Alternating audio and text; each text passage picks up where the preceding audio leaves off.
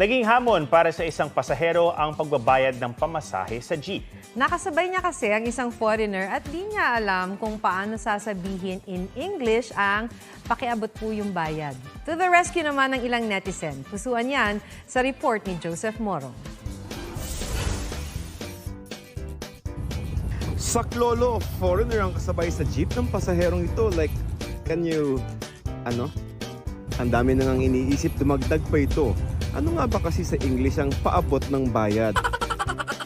Agad nakisakay sa comment section ang mga netizen na Pinoy para tulungan ng TikToker na si Steffi. Lagyan mo lang ng American accent. Bayad po for one. O Filipino style, ngusong-nguso na lang. Mula naman sa concerned netizen, Please give this to who it may concern. Can you see this? Give this to the man who can't be moved. ultimate test ng utak kaya naman. Please get one and pass. Mag-counterclockwise kayo para di mapunta sa kanya. Excuse me, miss. I have a mission. This money departure is me, and arrival is the driver.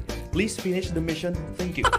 Mission impossible talaga kaya advice ng iba, Baba ka na lang, te. Tas sakay ka ibang jeep. ipa-deliver na lang kaya. Can you pass the shipping fee to the driver?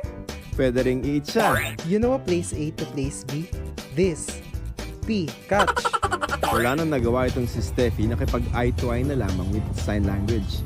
Ang dayuhang katabi natawa rin daw sa nangyari.